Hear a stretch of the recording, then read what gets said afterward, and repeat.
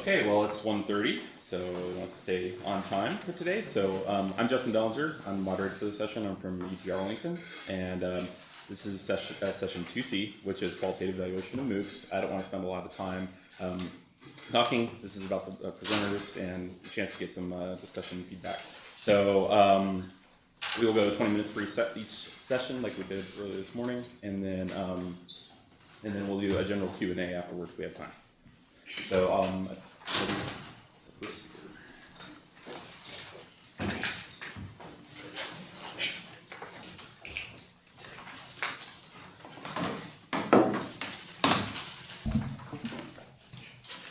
Good afternoon, everyone. My name is Zara, and I'm a PhD student at the School of Engineering Education at Purdue University. And today I'm going to talk to you about the need and affordances of qualitative insights in MOOC research and the work that I've done with my team. So I'm showing you here a page of notes from the notebook of a MOOC user. And I'm able to show this to you because I had the opportunity to have an in-depth conversation with this MOOC user about her experience of taking the Fundamentals of Neuroscience course offered by Harvard during fall of 2013. And me and my team are currently analyzing this data that was collected during the fall of 2013. The reason why we're analyzing this data is because during the fall of 2013, a small group of about 200 students were sent physical lab kits, which they called spiker boxes. And using these spiker boxes, they could perform actual neuroscience experiments in conjunction with using the online interactive material. So we had a lot of clickstream data, a lot of pre-surveys, post-surveys, and we started analyzing the data for this set of students. We looked at individual student behavior. We looked at different groups based on their English-speaking abilities. We also looked at the kinds of activities that they were performing, which interactive activities, active activities, constructive activities, and passive activities they were engaging in. However, the MOOC platform did not record their usage of how they were interacting with the spiker box itself. So after a lot of deliberation, we decided to conduct qualitative research and engage with the students directly in order to understand how they were using the spiker boxes. So you see this picture here. So on one side you see a circle, but on the other you see a square. But it's actually a cylinder. So using this analogy, what I'm trying to say is that qualitative data gives us certain kinds of insights, and quantitative data gives us another kinds of insights. And if we use both of these in conjunction with each other, we will get a more enriched and enhanced understanding of how the MOOC students are interacting with and engaging with the MOOC.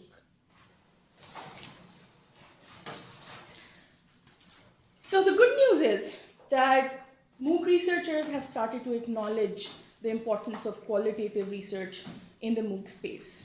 And no wonder we have an entire session here which is on MOOC research, on qualitative research. These two I've mentioned here because they were pretty similar in terms of the design to our study. These are our research questions. So how do students describe their learning behaviors while interacting with the online environment, and what kinds of reasonings do they give? Secondly, how are the students using the spiker boxes, and what are their experiences with the lab kit? I'm going to go through the study design that we devised. So we had the email addresses for all these MOOC students. We decided to use stratified sampling using their grades and page views to capture maximum variation in our data. 55 participants were self-selected, out of which 12 participants had a spiker box. For data collection, we used semi-structured interviews. These interviews were conducted online in real time, and then they were transcribed, and now we are in the process of analyzing our transcripts. But there are some limitations in our research. For one, these students took this course in fall of 2013, we started interviewing them last year. So in that time period, they had started to forget their experiences. Secondly, as I said, participants were self-selected, and a lot of participants volunteered not to participate in the study, especially the people who had dropped out of the course. Finally, qualitative research is a resource-intensive task. Like I said, we started collecting data last year, and we are still analyzing our data. We also had some challenges with online recruitment and interviewing. Since these students are scattered all over the globe, and we had to recruit a large number of students. I think it's good that we send them personalized emails because there's a higher chance for them to respond to a personalized email than an email that looks something like spam. Another thing is the time zones. They're all over the globe, different time zones. It's really hard to keep a track of which student is in which time zone, and for them as well. So, and finally, for the actual interview, sometimes the internet connections were not that great, so we actually had to call them on their phone to conduct the interview. Another challenge was conducting the interview in English. So I'm also a non-native English speaker, and I interacted with people who were Spanish speakers or French speakers. So there were times when they were unable to understand me, and I was unable to understand them. So that's a major challenge. Some of these challenges we were able to overcome by using some existing online free tools. Challenges like sending mass emails and time zones, and used Skype even for phone calls. So some of these challenges we were able to overcome. However, not all of them, we were not able to overcome all of those challenges. Like I said, we are analyzing our data right now, and two of our researchers are actually independently analyzing the qualitative transcripts using thematic analysis. The analysis is not complete. However, we have started to observe some emerging themes from the data that we have collected qualitatively. For one, we see language as a major hurdle, like I've already discussed. Then people are not using the discussion forums. And there are a lot of meaningful off-platform behaviors that are not captured by the MOOC platform. I'm going to discuss all of these in a bit of depth. So in the pre-survey, these students self-reported their English language proficiency. However, when we interviewed these students, we found out that a lot of students had English-related issues. I'm going to give you an example of Max. Max is from Morocco, so he speaks Arabic and French. He had reported himself as proficient in all reading, writing, speaking, and listening in the pre-survey. However, he clearly said to us, I have not passed the exam because I had a problem understanding the language, and I found the exam a bit difficult because of the language. So there is a clear disconnect here. Another issue that came up was subtitles. So the clickstream data that we had for this particular course did not record if the students had turned on the subtitles or not. However, when we interviewed them, almost all of the non-native English speakers, they actually emphasized the importance of having subtitles, even if they understood English or not. Second is collaborative spaces, which is in the MOOC context a discussion forum. So I was in the session before this, and everyone was talking about students don't use discussion forums, and that is true, and research suggests that's true. So we have generally two kinds of students: people who are very interactive on discussion forums, and then there are students who are just observers, and then the third kind is the students who just don't access the discussion forums at all. So the students who have actually gone to the discussion forums and not used them, they have their reasons for not using the discussion forum. So a lot of the challenges that they face in discussion forums are the discussion forums are not friendly enough, or we thought that we did not need the discussion forum, and that's why we did not actively participate. We just looked at some of the posts, and that was enough for us.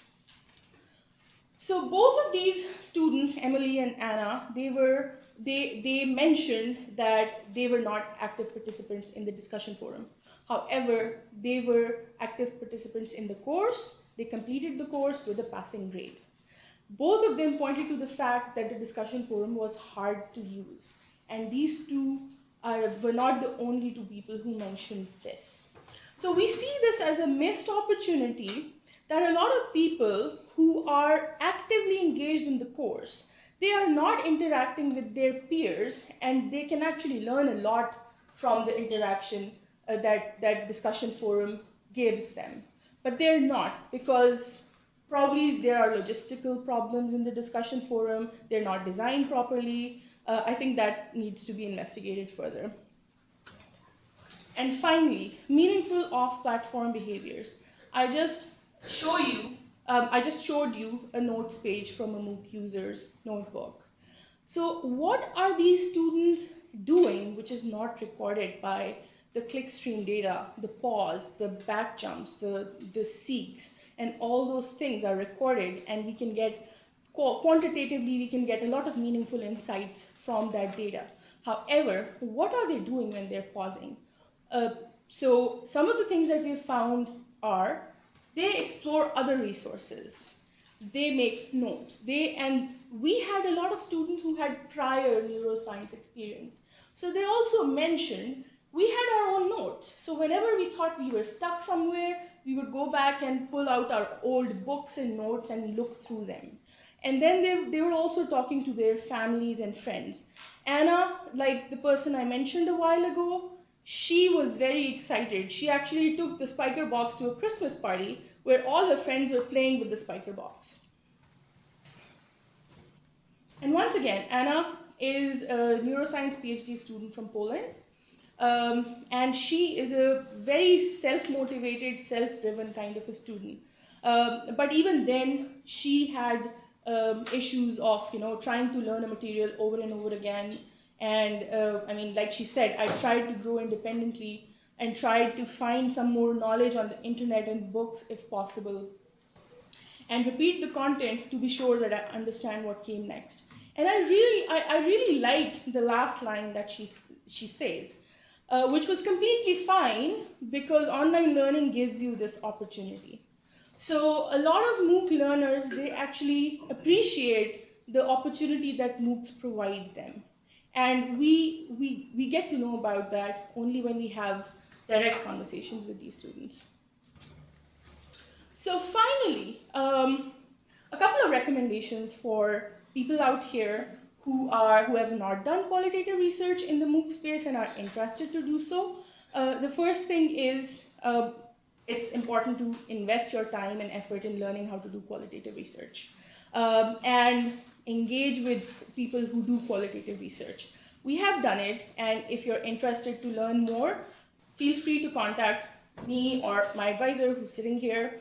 One of the other issues is, like I said before, tackling huge volumes of student data, because after all, these are massive open online courses. So the best way is to stratify them. Depending on what your research question is, you can stratify accordingly. And that way you will have manageable chunks of students from which you can recruit your interview participants from. And this is, the last point is something that my entire team agrees on. We need multilingual members on our research team. My first interview was interviewing Max that I mentioned a while ago. So he is a French speaker and an Arabic speaker. I am not. And he just said, I cannot communicate in English. And at that time, I just immediately thought, Google Translate. And I opened Google Translate, and that's how an interview, which would have taken me 30 minutes, it took me about 90 minutes to communicate with this person just because I did not know his language and he could not understand mine. Finally, for practitioners, since we have conducted this research and we have come up with some interesting insights, so practitioners can actually incorporate ways of gathering direct feedback from the MOOC platform. And in my view, the easiest way to do that is to add reflective prompts maybe twice a semester, which asks students about the challenges they faced, how they overcame those challenges, how they interacted with different things, what kind of materials they used. So you're just getting a lot of qualitative data this way. And then I feel that discussion forums really need to be redesigned, and quizzes and exams can also be given to the students in probably the most popular languages like Spanish, French, maybe Arabic. So those are some of the recommendations that I have for all of you. If you have any questions, feel free to ask me.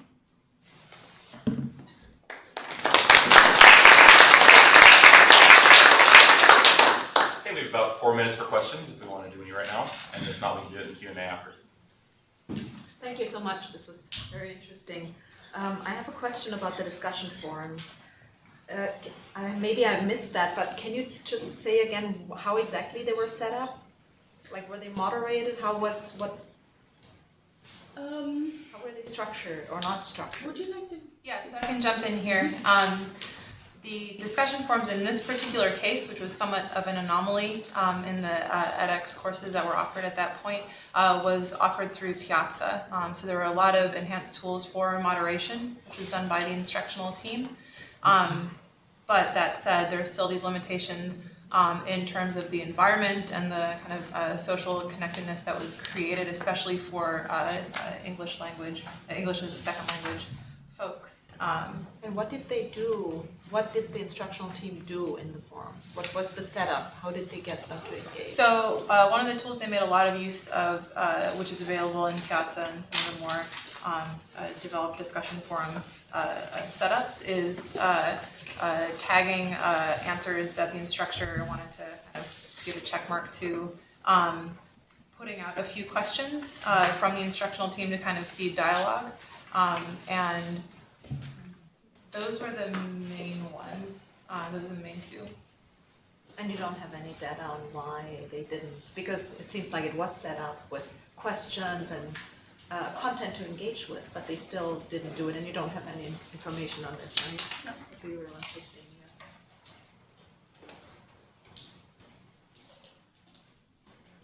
We have time for another question.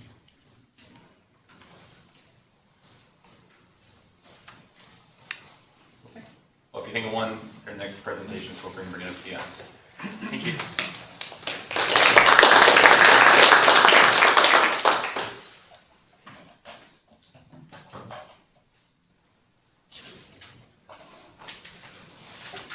I'm going to send around handouts for, it's us, right? Yeah. I'm going to send around handouts that contextualizes the case study a little more if you need more information, since we only have 15 minutes. So it's a two-sided, participants on the front and then context rationale on the back. I'll touch upon it a little bit. So if you wouldn't mind sending these down. I can. Oh, thank you. Wonderful. We'll take one. Thank you.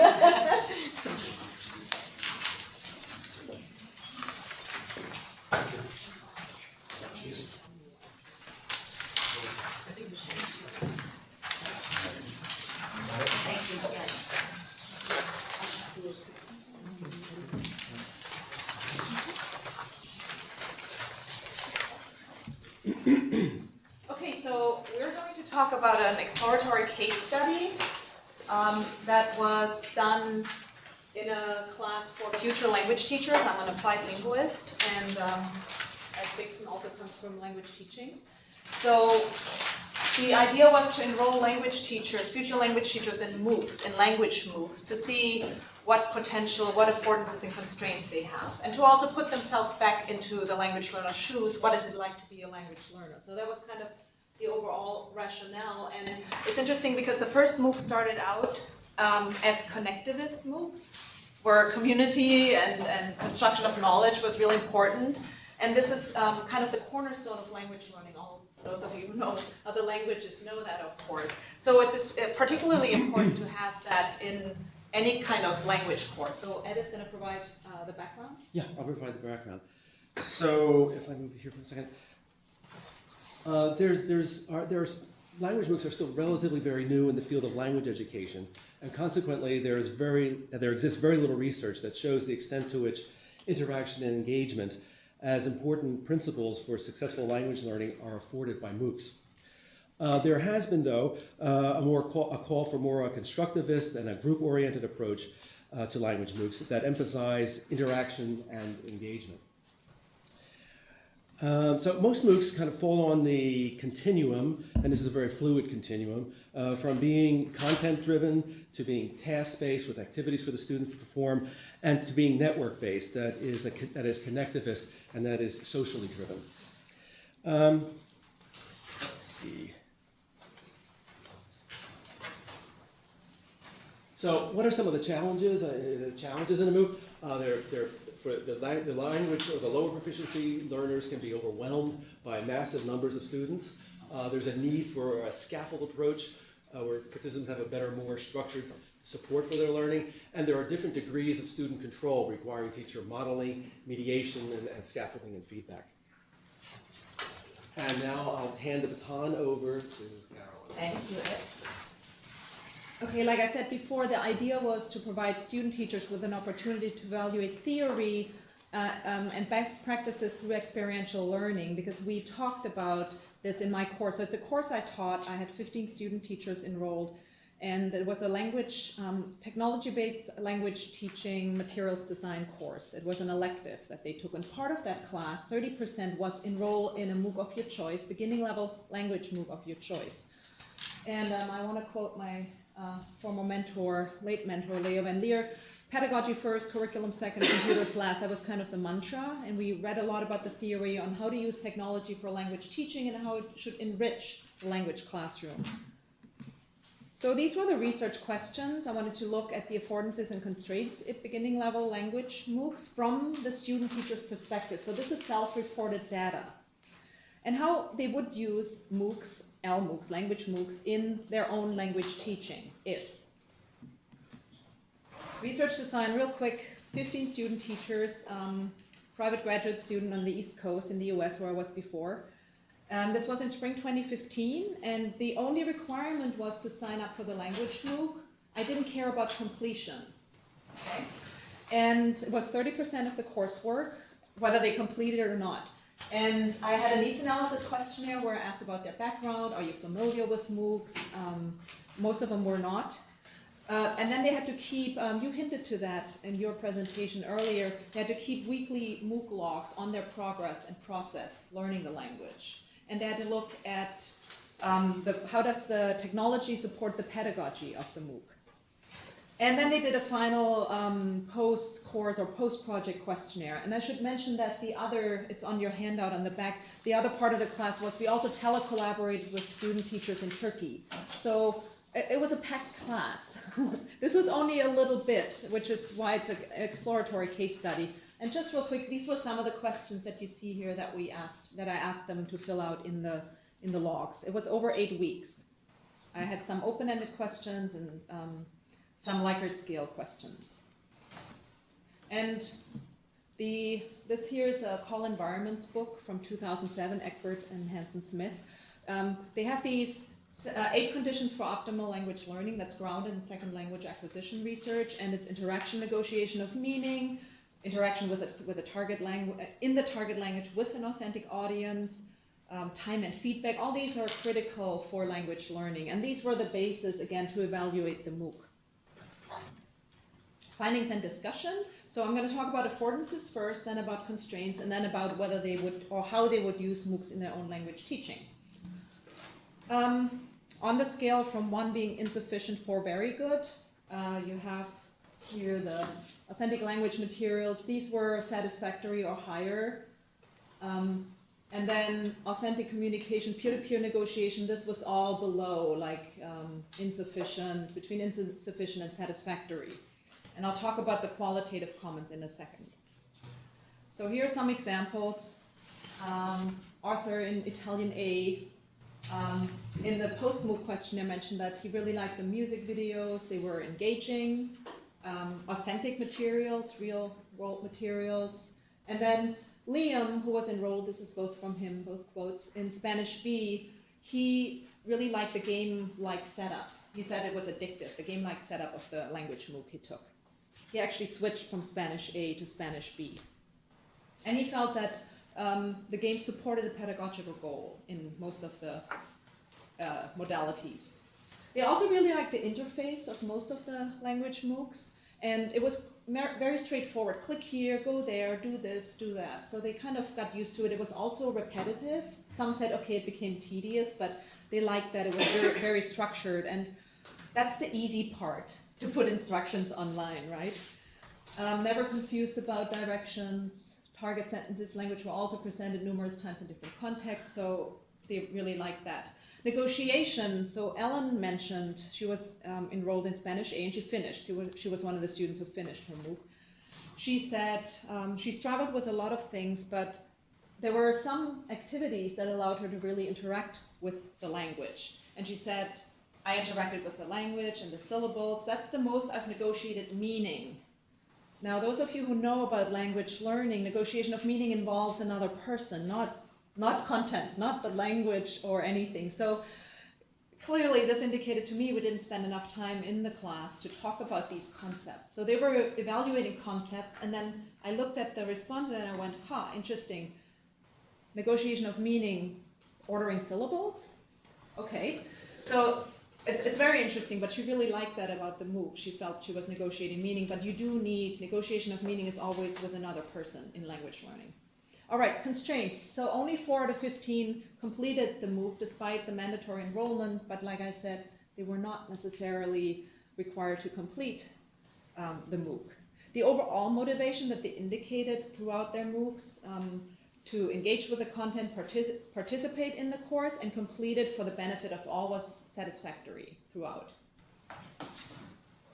Level of difficulty was quite a constraint. The reading tasks were difficult, a lot of unknown vocabulary, and Angus, who was enrolled in the Japanese MOOC, knew a little bit of Japanese and wanted to check it out, and he thought, it could be a good refresher, but he thought it was really challenging from the beginning level perspective. Again, this was beginning level MOOCs. Enroll in a MOOC of a language you don't know. He actually went out to seek assistance from a Japanese MOOC online, and he found one. He said, it'd be great if this MOOC could incorporate some of the guide in their MOOC. That would be really great. Interaction, that was the biggest constraint for them. And I'll let you read these. I'm not going to read them out to you. Overall, very limited interaction. Again, the nature of a beginning level language MOOC.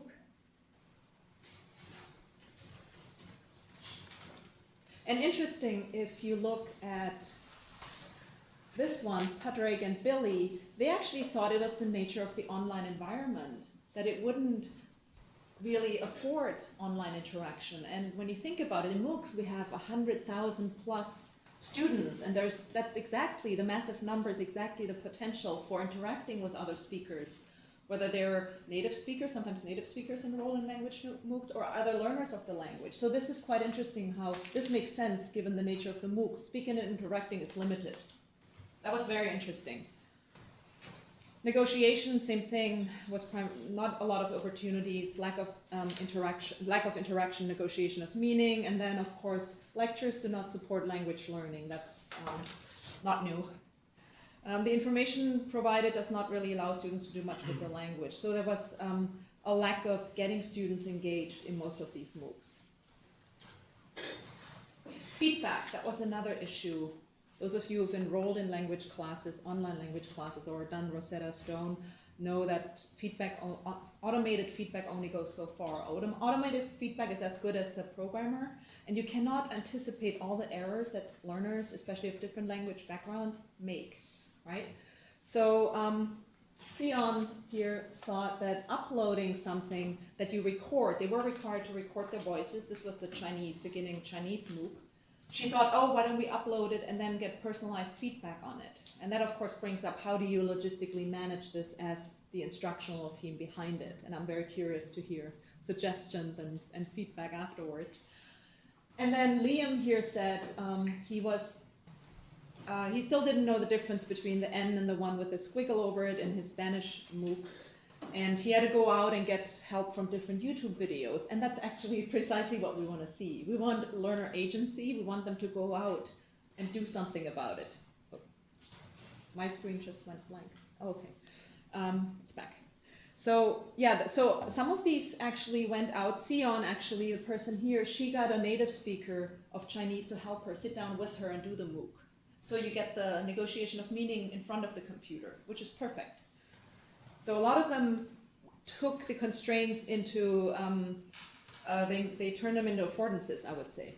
And then the second research question was that they would use MOOC. They could see it great, a supplement for homework, out of class home assignment, extra practice, using it for higher level learners. I think being a beginning level proficiency learner was quite a constraint for them.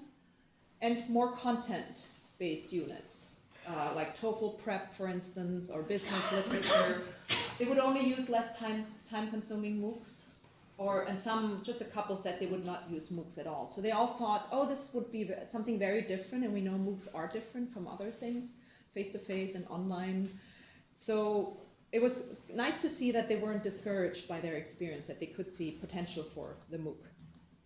So just to recap what I said, affordances, they thought the layout, the design, the structure of it all, this was all nicely done, and they thought motivating materials were up, games, videos, especially the games were mentioned numerous times. Lack of feedback was one of the biggest constraints from the instructor. And you can only do so much peer feedback in beginning level language classes, obviously, right? Limited interaction, for example, the casual Japanese conversation, not conducive to learning. Little interaction with peer and instructors in most of the MOOCs, despite a Hangouts function in the Spanish and Italian A was the same provider. So a little similar to what you presented on, there was a discussion forum, but nobody did much. And the question is, how can you create this? How can you engage students with this? So they also said MOOCs can be useful for advanced learners, adults, high school, and content-based instruction. So that was their takeaways on how they would use MOOCs in their own teaching. And with that, I would like to thank you and open the floor for questions.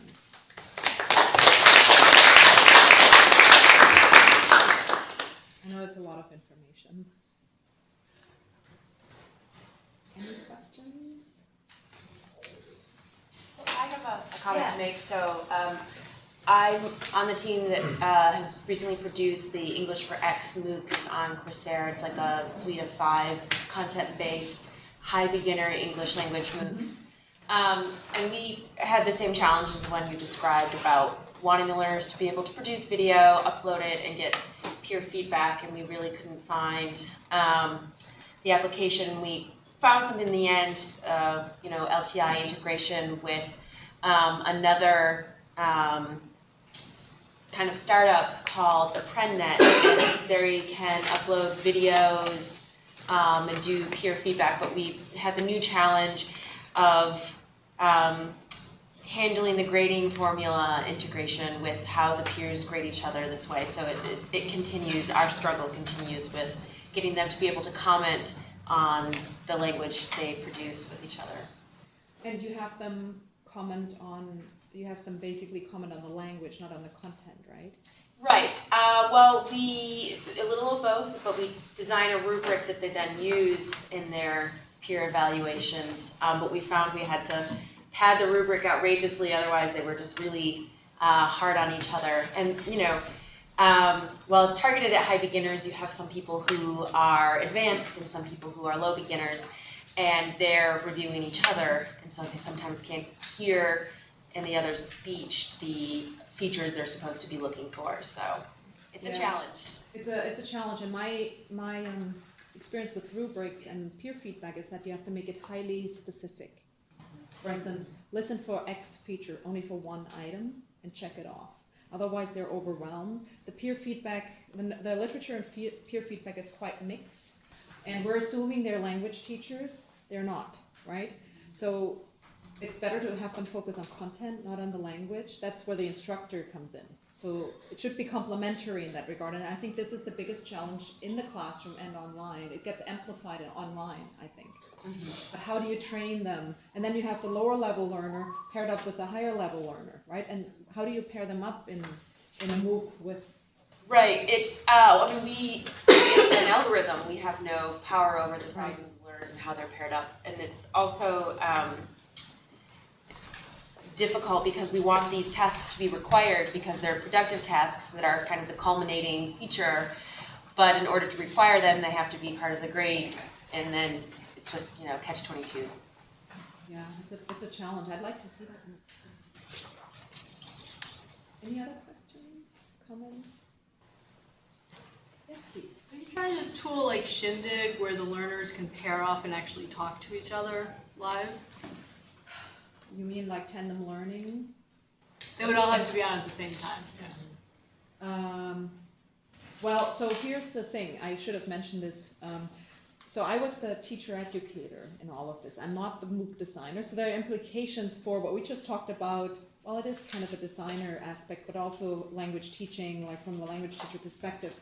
But then the implications for the designer, I would actually have, one thing I would do is have like feedback buttons for the designer from the learner. Would I pair them up? I've done 17 years of telecollaboration where we institutionalize the pair up. So we have Classroom A at MIT learning French paired up with Classroom B in France learning English. And it's really complicated. You get the different language levels, and then one person kind of, oh, technology doesn't work. I don't know how it can be done with a massive number of students. It's a real challenge. Ideally, it would be like this. Then you have the time difference, different time zones. Logistically, who does the pair up? Based on what criteria? Language proficiency, time zones? It's very complex. I'd like to see it happen. And so since I wasn't designing this, I wasn't looking all that much from how would the designer do this? What would need to happen? For me, one implication is that this needs to be made more an integral part of a course that I teach, where it's not just 30%, where a lot of the the MOOC learning experience feeds back into my course, where we talk about the learning experience. We share the strategies. We came up with great learning strategies, like get a friend to help you, or find a MOOC guide, Japanese guide. So this kind of stuff, because we had the face-to-face meeting in my class. So there are two separate things, right? The teacher education course and the designer aspect. Any other questions? Comments? Thank you.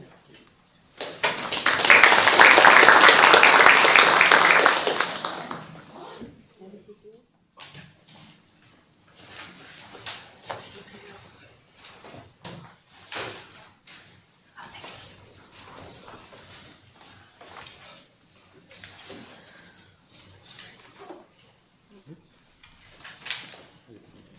Sorry about that. That's all right.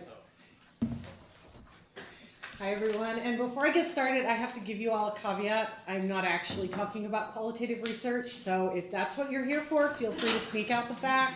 I'm okay with it. I got added to the program at the last minute a couple weeks ago when someone else couldn't come.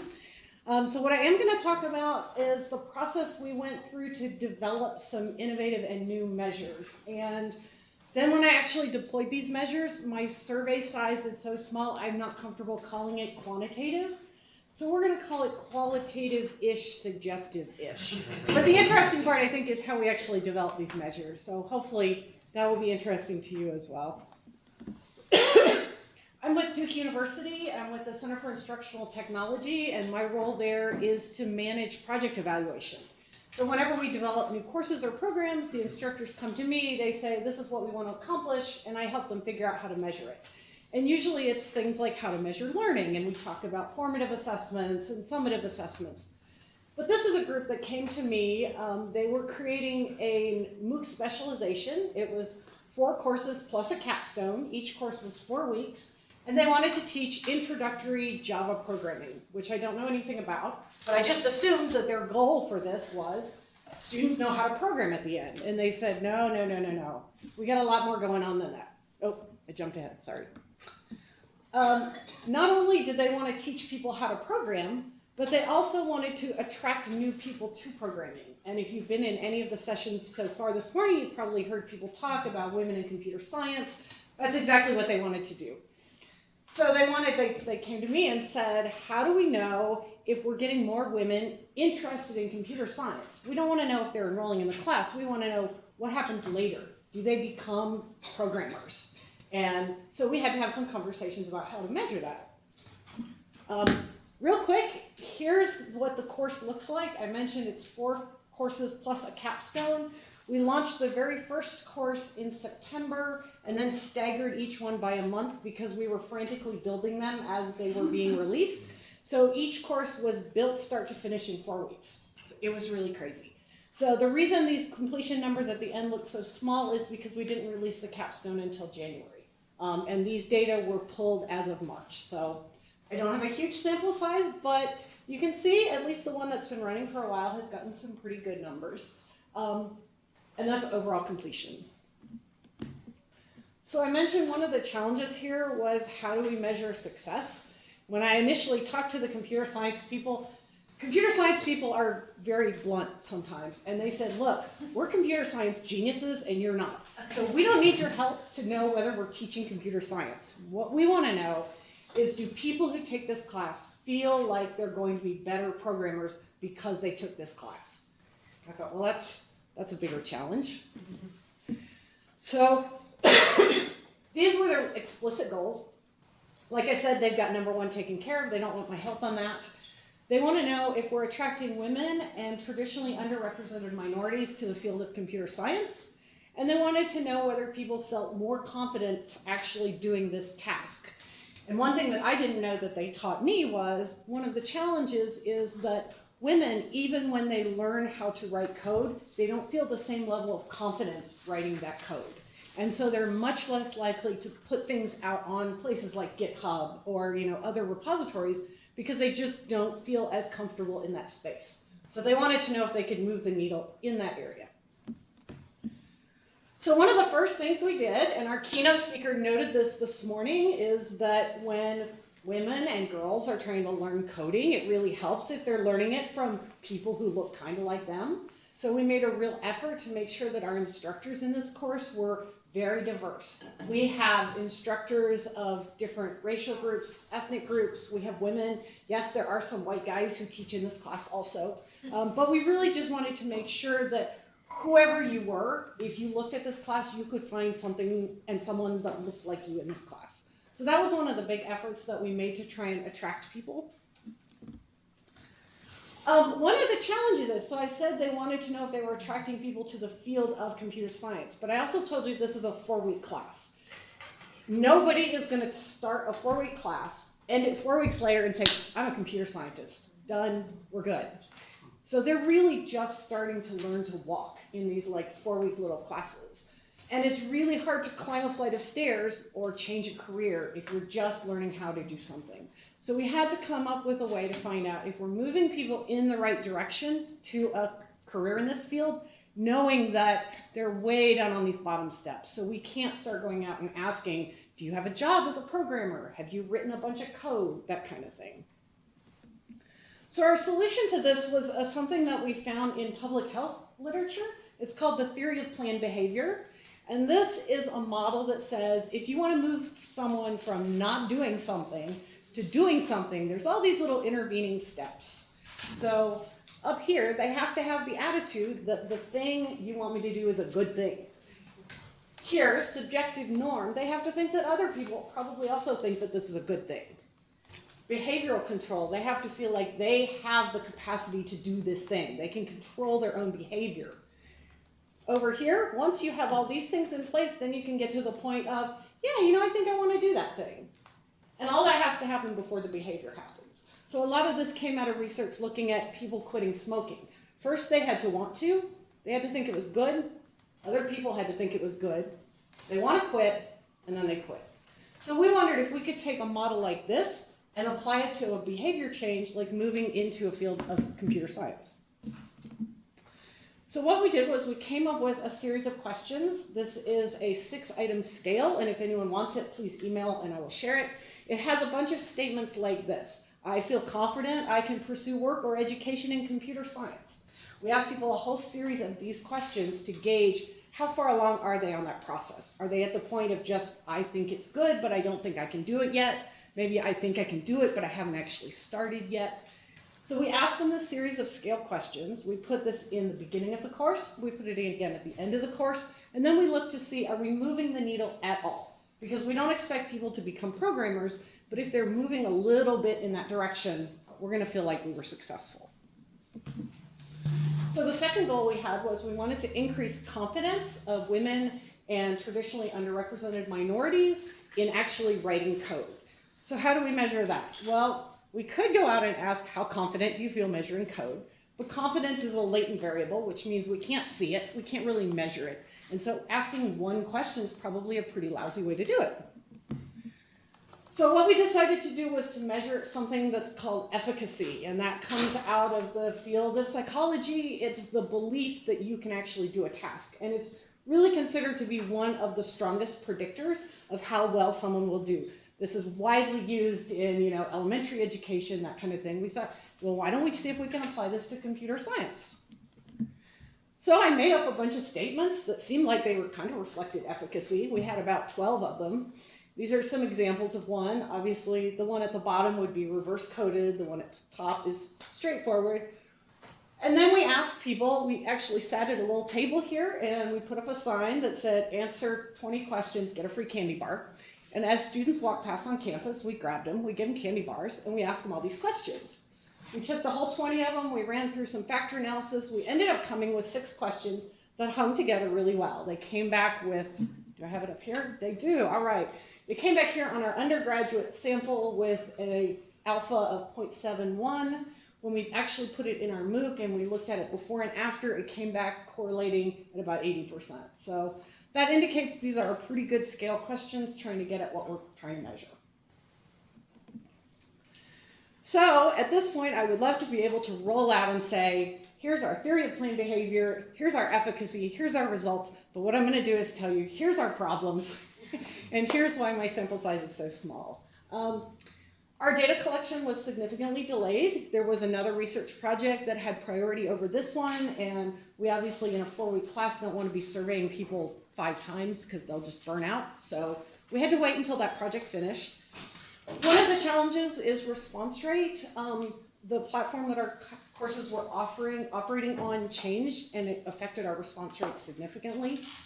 And then one thing that I don't know why this happened, and I would love if anyone has any ideas, is our efficacy questions got fantastic response rate. Anybody who answered one answered all of them. Our theory of planned behavior questions got horrible missing data.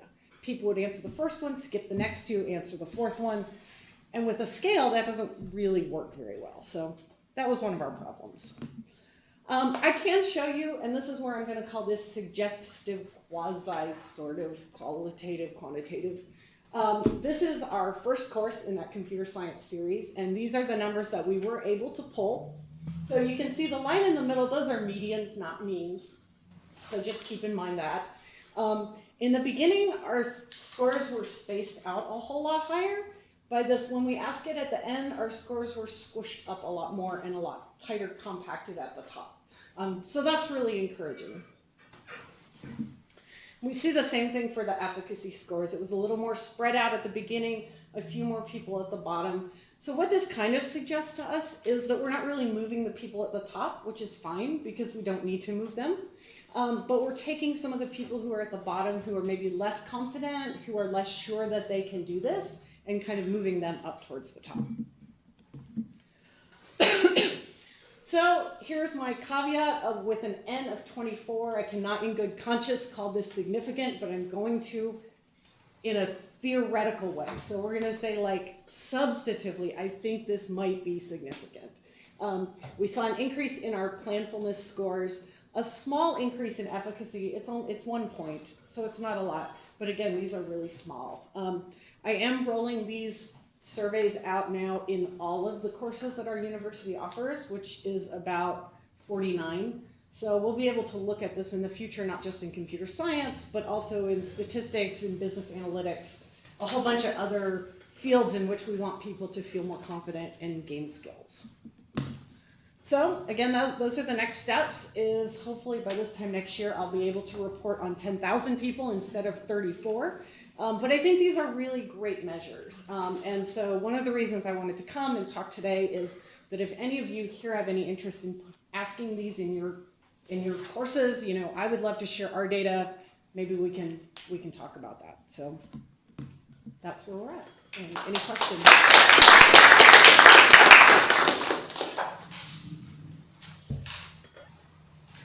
Yeah. So you said you developed different instruments or measures. Is that for the different components of the model that you showed us? The attitude? Yeah, so the theory of plain behavior actually has an established scale set of questions. Why didn't you use an established one? It is. We just put the word computer science in it.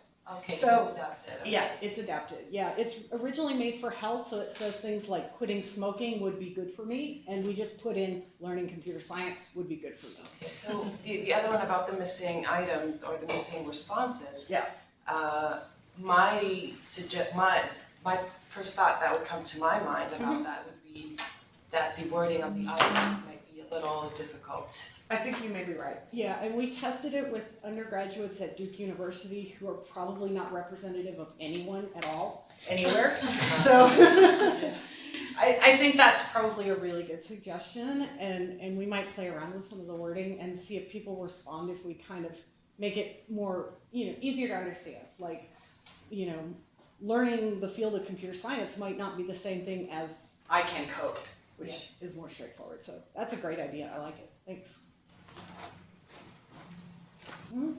Has your experience been that faculty are more willing to push the envelope in measuring student outcomes in some of these non-traditional modes like MOOCs than they are in their traditional brick and mortar classes? Oh yeah, absolutely. I have so much more success getting experiments and surveys like this in a MOOC than in a campus class. Can I ask just what other kinds of experiments in other fields, you know, this one's computer science, and what other fields are you doing this sort of research in? So the big ones that I'm looking at over the course of the next year is we have a similar series of courses is business analytics. And we also have one in learning Bayesian statistics. And I think those would both be really interesting.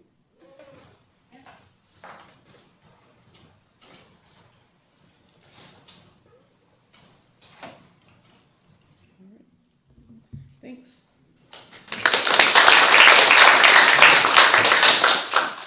All right, we have any other questions for the previous presenters?